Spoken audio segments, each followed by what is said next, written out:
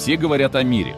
Мир на переговорах, мир в сводках, мир в заявлениях политиков. Термины вроде формулы мира, дорожные карты, перемирие мелькают все чаще. Мир как будто уже витает в воздухе, как будто вот-вот. И в этот момент кому-то очень выгодно, чтобы ты расслабился, чтобы ты отвлекся, чтобы ты забыл, с чего все начиналось. Забыл, как все это выглядело в марте 2022 года. Забыл Бучу, забыл Мариуполь, забыл Охмаддит, забыл Краматорск, забыл, кто пришел на твою землю и что он тут сделал. Но мы не дадим забыть, потому что за фасадом мирных инициатив сегодня сидят те же самые, кто вчера давал приказы стрелять по роддомам, кто выстраивал расстрельные ямы за школами, кто отправлял ракеты по детским площадкам, по вокзалам, по жилым домам.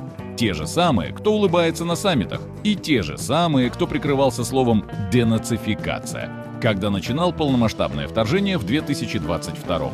В этом ролике не будет компромиссов, не будет взвешенных точек зрения. Потому что, когда речь идет о военных преступлениях, взвешенная точка зрения – это соучастие.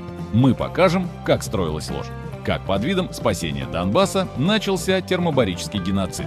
Как каждое слово Кремля сопровождалось разорванным телом. Как каждый новый лозунг сопровождался новым преступлением.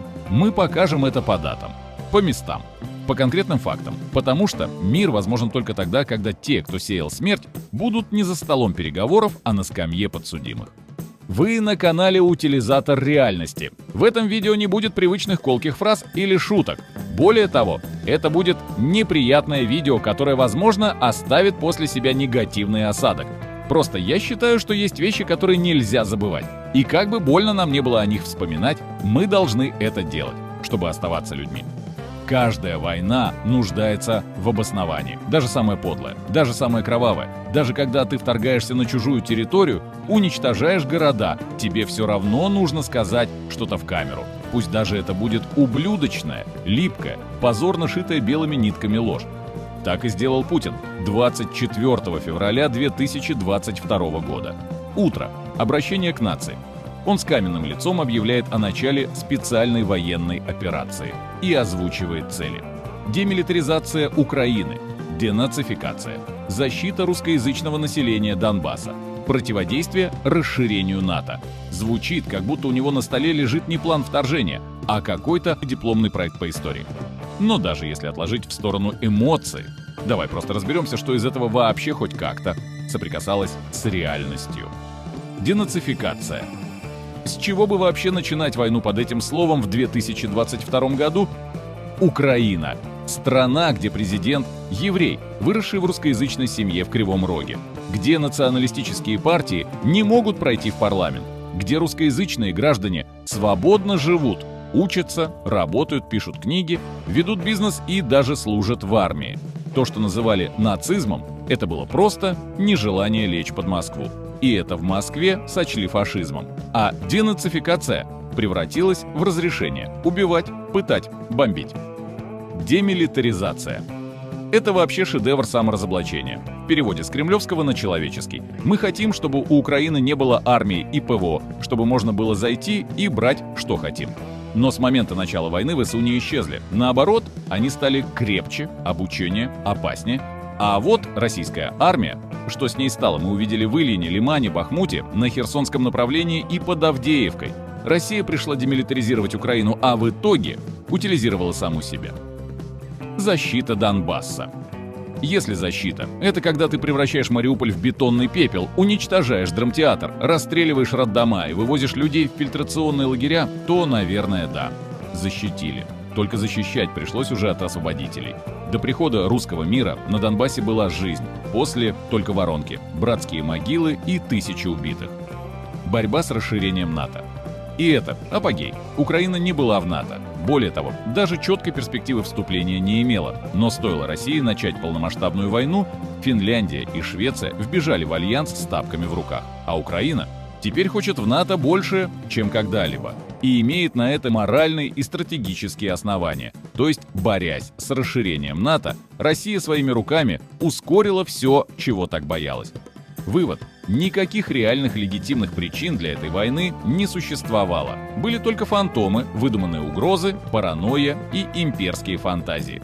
Это вторжение. Не защита, не операция, не миссия. Это преступление. И все, что мы будем разбирать дальше, это его следы. Кровавые, задокументированные, реальные. Каждый раз, когда российская ракета попадает в жилой дом, они говорят «сами себя бомбят». Когда по роддому – провокация.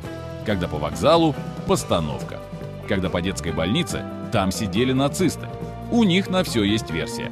Каждый удар, по их словам, не преступление, а несчастный случай. Но знаешь, что отличает случайность от системы? Повторяемость. Когда ты раз за разом бьешь по вокзалам, по школам, по больницам, когда ты методично расстреливаешь энергетические объекты в мороз, когда ты уничтожаешь города, в которых нет военных, когда твоим ракета все равно, военный там или ребенок в инвалидной коляске, это уже не ошибка, это стратегия, это не побочный эффект, это не сопутствующий ущерб. Это запланированное последовательное хладнокровное уничтожение мирного населения и инфраструктуры. Это террор. Причем такой, каким его практиковали в 20 веке самые одиозные режимы. Когда цель не победить армию, а выжечь все, сломать волю, превратить страну в выжженную пустыню. И вот теперь, когда мир говорит о мирных переговорах, некоторые очень хотят, чтобы ты не вспоминал этих эпизодов, чтобы ты пошел дальше, чтобы ты оставил прошлое в прошлом. Но мы не оставим, мы просто перечислим, без патетики, без излишней эмоции, только факты, только даты, только кровь. Потому что память — это тоже оружие, и если его у тебя отнимут, следующей жертвой можешь стать уже ты. Итак, хронология военных преступлений России в Украине. Мы собрали 20, на наш взгляд, самых вопиющих и жестоких эпизодов. Поехали. Мариуполь, роддом, 9 марта 2022 года. На третий день осады Мариуполя российская авиация нанесла удар по родильному дому и детской больнице. Была дневная эвакуация, женщины в схватках, медперсонал, дети, кровавая женщина на носилках с вывернутыми ногами, беременные, выбегающие из разрушенного здания, плачущие дети в бинтах. Погибли как минимум 3, среди них беременная женщина и ее ребенок. Позже она умерла в реанимации. Врачей не хватило. Россия? Сказали, что там был опорник Азова. Беременные? Детская палата? Ну, значит, фейки. Amnesty International и ООН квалифицировали это как прямое военное преступление. Никаких военных объектов на территории больницы зафиксировано не было. Мариуполь, драмтеатр, 16 марта 2022 года. В самом центре города – Донецкий областной драматический театр. Там укрывалось около 600 человек, в основном женщины и дети. На площади перед входом огромными буквами надпись «Дети». Видно даже из космоса.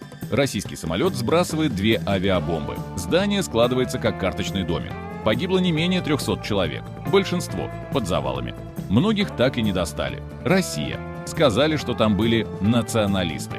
Слово «дети» прокомментировали как провокацию.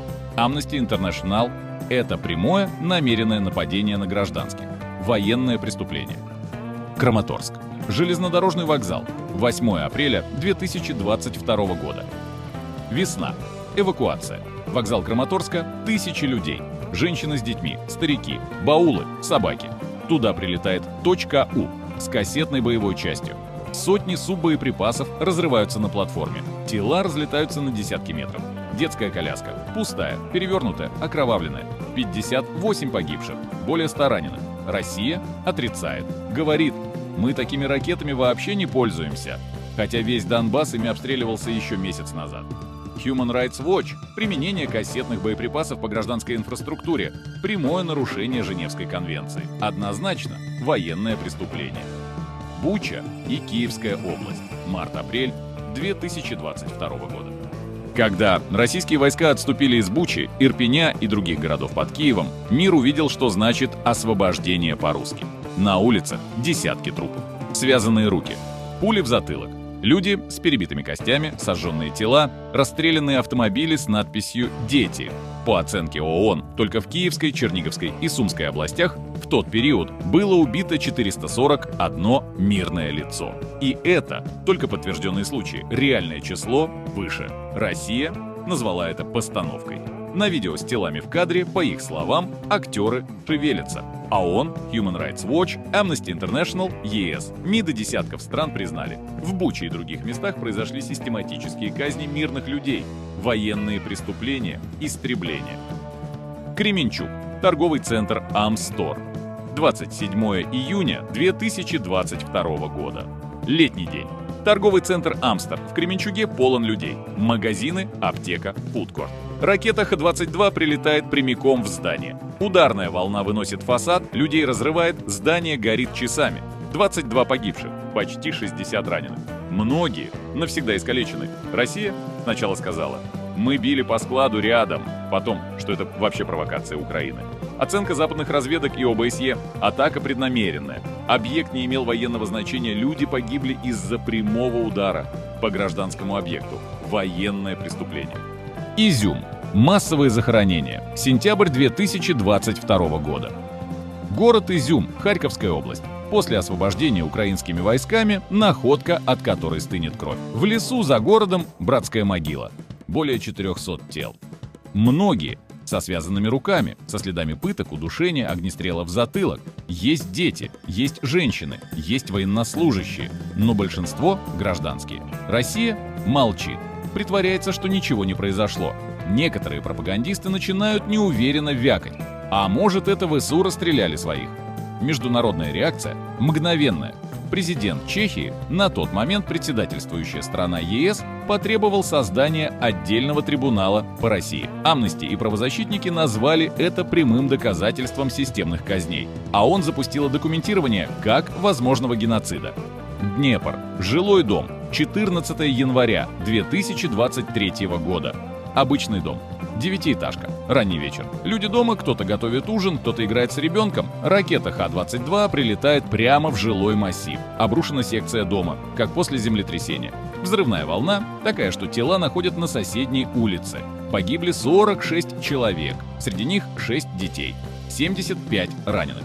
Судьба нескольких остается неизвестной. Тела могли сгореть. Россия заявляет: это украинское ПВО сбило ракету. Типичная схема. Если убили, то не мы. Если не убили, то попали по штабу нацбатов.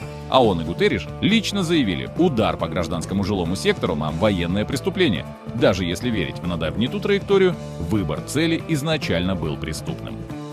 Кривой Рог. 13 июня 2023 года. Спальный район Кривого Рога. Утренний удар. Одна ракета. В многоэтажку. Вторая по складу с продуктами. Горит весь квартал, окна выбиты в радиусе километра, людей достают из-под завалов часами. 11 погибших, десятки раненых. Никаких военных объектов, никакой логики. Просто террор по расписанию. Россия молчит. А что тут скажешь, если даже в кадре женщины с детьми, спасенные в одних халатах. Amnesty и Reuters отмечают: систематические атаки на гражданские районы – часть стратегии на истощение. Кривой Рог. Повторно. 31 июля 2023 года. Спустя 1,5 месяца. Повтор. Та же локация. Жилой квартал. Ракета, предположительно «Искандер», влетает в десятку. Смерть приходит в спальне. 6 погибших. Среди них 10-летняя девочка и ее мама. Более 70 раненых. Россия не комментирует вообще. Ушли в глухую несознанку. Международные СМИ и МИДы отмечают: вторичное попадание в ту же точку не случайность, а демонстрация. Типа: нам похуй, и мы покажем это еще раз. Село Гроза. Харьковская область. 5 октября 2023 года. Село. Маленькое, обычное, единственное кафе. Внутри поминки по погибшему солдату вооруженных сил Украины. Собрались почти все, от бабушек до подростков. Ракета прилетает прямо в центр здания. Выживших — единицы. 51 погибший. Самая смертоносная атака по сельскому населению за всю войну. Россия упорно молчит, даже не комментирует. Белый дом, ЕС, Амнести, ООН называют атаку преднамеренной, называют это акт террористического характера и требуют прямого наказания исполнителей и тех, кто отдал приказ. Киев. Детская больница Охмаддит. 8 июля 2024 года. День. Центр Киева. Один из крупнейших детских медцентров Восточной Европы. Онкология, хирургия, интенсивка. Маленькие пациенты, тяжелые случаи. Туда прилетает ракета. Прямое попадание. Здание частично обрушено. Паника. Родители в халатах бегут с детьми на руках. Окровавленные дети на носилках, медики под завалами. Взрыв выбил окна в нескольких кварталах. Погибло 17 человек, среди них 4 ребенка, более 30 ранены. Один врач погиб, вытаскивая детей из палаты. Россия сказала, что ракета – это украинское ПВО. Позже признали, что стреляли кинжалом, но целью был военный объект неподалеку. Оценка ООН, ЮНИСЕФ, Амнести. Удар по детской больнице – преступление без оправданий. ЮНИСЕФ. Это варварство, это за гранью. Даже те, кто обычно взвешивает формулировки, здесь были предельно жесткими. Покровск, Донецкая область. 7 августа 2024 года. Россия снова бьет по спасателям. Двойной удар. Первая ракета по жилому дому. Через 40 минут по тем, кто разбирает завалы. Убито 9 человек, включая 5 спасателей. Ранено более 80.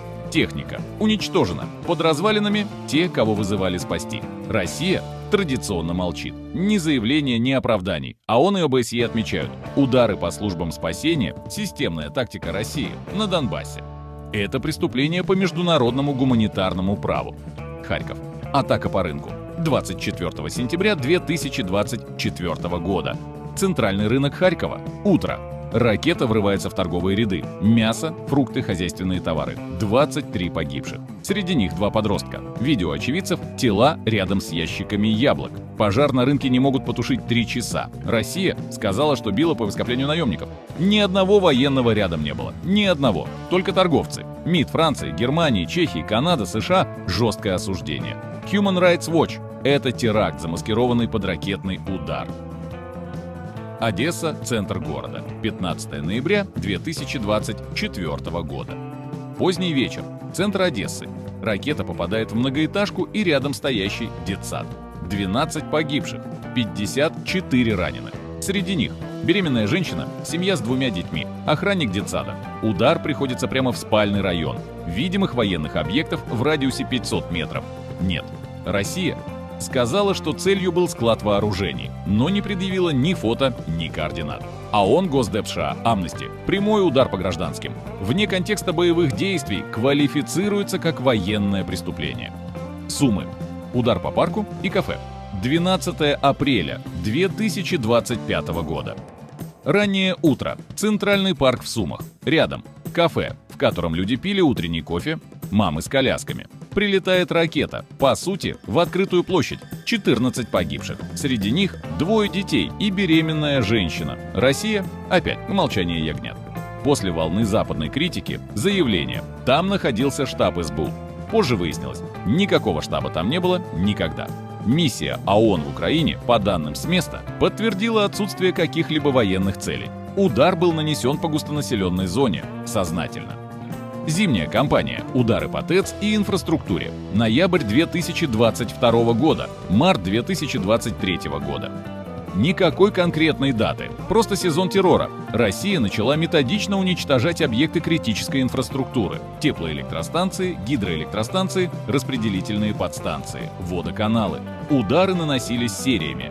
Десятки ракет и дронов целенаправленно в морозики. Не по армейским складам, а по свету, теплу, воде. Результат – миллионы людей без света и отопления. Операции в больницах при свечах. Остановка электропоездов. Обрушение жилых зданий из-за отсутствия отопления. Россия говорит: это законные цели. Мы воюем с ВПК Украины. Похоже, ВПК – это теперь котельные и насосные станции. ООН, МККК, Амнести. Систематическое разрушение объектов, необходимых для выживания гражданского населения – это военное преступление и потенциальный акт геноцида. Константиновка, рынок, 6 сентября 2023 года. На глазах у десятков свидетелей посреди дня, в разгар торговли, в рынок города Константиновка прилетает ракета. 16 погибших, более 30 раненых. Среди убитых – женщина, стоявшая в очереди за курицей, и парень, торговавший мобильными. Россия – сначала молчание. Потом – классика. Мы туда не стреляли. Независимое расследование NYT и ОБСЕ свидетельствуют о высокой вероятности удара со стороны России. Причем с учетом специфики цели. Удар был либо преднамеренным, либо предельно халатным. И то, и другое – военное преступление. Станция скорой помощи в Запорожье. 11 декабря 2023 года. Прямой удар по зданию скорой помощи. В момент атаки внутри были фельдшеры, водители, врачи. Машины готовились к выезду. 7 погибших. Все медики. Россия? Никаких комментариев. Ни Азова, ни нацистов, ни складов. Амнистия и ВОЗ – атака на учреждение, оказывающее экстренную помощь в отсутствие признаков его использования военными – однозначное преступление. Херсон. Массированный обстрел. 24 декабря 2023 года. Рождество. Центр города. Площадь, рынок, остановки. В течение 20 минут серия прилетов. 11 погибших. Среди них 2 подростков. Промахнулись мимо чего? Рядом. Только гуманитарный центр и остановка маршрутки. Россия говорит, вели огонь по позициям ВСУ. Но, увы, никаких позиций там никто не нашел. Только тела, разорванные лавки и перевернутый хлебный лоток. А ООН, США, ЕС осудили удар как акт устрашения. Резня в Малом Подольске. 18 февраля 2025 года. После захода российских ДРГ в село Малый Подольск были найдены 9 тел мирных жителей, включая 2 стариков и 14-летнюю девочку. У всех огнестрельные или колоты ранения, некоторые тела обезображены. Село находилось в серой зоне, но военной инфраструктуры не имело. Россия отказывается признавать, что ее силы вообще были в том районе. Попыталась переложить вину на украинских националистов. Украинская генпрокуратура открыла дело по факту массового убийства. Миссия ООН подтвердила наличие признаков внесудебных казней. Human Rights Watch. Преступление должно стать предметом отдельного расследования в рамках будущего трибунала. 20 эпизодов, 20 отдельных трагедий, в которых сотни жизней, миллионы шрамов. И если вам кажется, что я перечислил все случаи, вы глубоко ошибаетесь. Это лишь малая часть из тех случаев, которые прогремели на весь мир. К этим 20 можно смело приписывать как минимум 1-0, потому как подобных случаев сотни, если не тысячи. Хоть в общем, что я вам об этом говорю, вы же наверняка не хуже меня об этом знаете.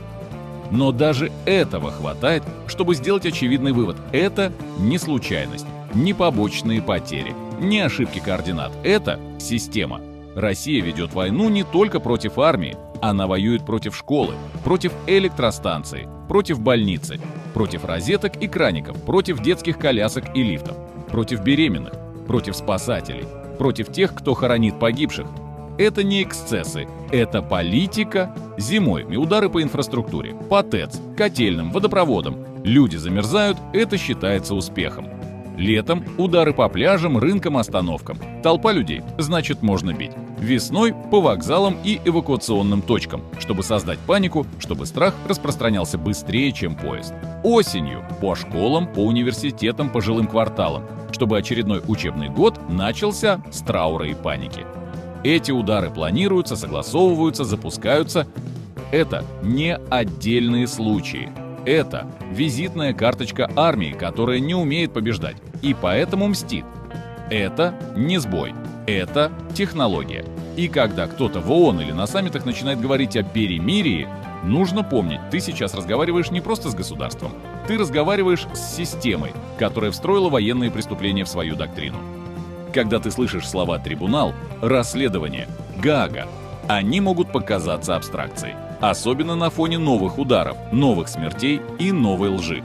Особенно, когда военные преступники продолжают раздавать приказы, вещать по телевизору и встречаться с дипломатами. Будто бы ничего не было. Но не стоит путать медленность с бездействием. Расплата – не телевизионное шоу. Она не приходит с заголовками, она подкрадывается. В марте 2023 года Международный уголовный суд в Гааге выдал ордер на арест Владимира Путина и его уполномоченной по делам детей за депортацию украинских детей с оккупированных территорий. Да, это не посадка, пока. Но теперь он не может свободно летать даже в половину стран мира. Ордер остается действующим. Срока давности у него нет, и это только начало. В списках под прицелом Шойгу, Лапин, Суровикин, Мизинцев, Мантуров, Кириенко и десятки других. Они могут строить из себя хозяев жизни, но за ними уже идет сбор улик, допросы, спутниковые снимки, перехваты, свидетельства, материалы с места. Это идет не в Твиттер, это идет в международные архивы. Даже если трибунал не наступит завтра, возмездие уже наступает по частям. Кто-то сгорает в Мурманске в странном пожаре, кто-то проваливается в шахту лифта, Кто-то не справляется со стрессом в закрытом кабинете с табельным оружием. Кого-то срывает с крыши. Кому-то подрывает машину, а кому-то прилетает дрон с сюрпризом, пока он пьет кофе под Ростовом. Это не мистика, это логика. Потому что, когда ты системно нарушаешь международное право, устраиваешь геноцид, депортируешь детей, убиваешь журналистов, врачей, учителей и называешь это СВО, ты не можешь рассчитывать на пенсию, дачу и бронзовый бюст. Ты можешь рассчитывать только на то, что рано или поздно придут и за тобой. Моссад когда-то выискивал бывших нацистов десятилетиями из Аргентины, из Сирии, из Канады, вывозил, судил или вычеркивал навсегда. Точно так же и здесь. Вопрос не в том, случится ли возмездие. Вопрос, когда и где именно оно случится. Мир — это не слабость. Мир — это цель. Но мир без справедливости — это приговор будущему. Если забыть Мариуполь, он повторится. Если замолчать Бучу, появится новое. Если все это назвать ошибками, перегибами или страшной, но необходимой ценой, то поздравляю, вы только что узаконили войну против мирных, а значит, сделали ее нормой. Нам навязывают идею забвения. Говорят, давайте двигаться вперед, давайте не разжигать, давайте простим ради мира. Нет, мир возможен только тогда, когда преступления названы, когда виновные найдены, когда наказание не метафора, а приговор. Это не обида, это позиция, это не жажда мести, это человеческий иммунитет, это не лозунги, это память. И пока она жива, у преступников не будет покоя. Ты хочешь мира? Я тоже. Но если этот мир построен на крови, замазан в молчании и разменен на дипломатические улыбки, то он не стоит ни одной из 5000 плюс жизней, которые забрала эта война среди мирного населения Украины. Мир – да, забвение – никогда. С вами был канал «Утилизатор реальности». И как вы, возможно, заметили, в этом ролике я умышленно отказался от своей привычной, иронично-саркастичной риторики. Это было бы недопустимым в моем понимании. Язык бы не повернулся. И я не буду просить вас поставить лайк, если видео вам понравилось. Оно не может понравиться. Но и делал я его не чтобы оно кому-либо нравилось, а чтобы запомнилось. Можете добавить его себе куда-нибудь в закладки и просматривать, скажем, раз в год. Или раз в 5 лет. Не для того, чтобы воскрешать в памяти весь этот кошмар, а чтобы помнить, кто живет с нами по соседству. Благодарю всех, кто досмотрел до конца. Быть добру!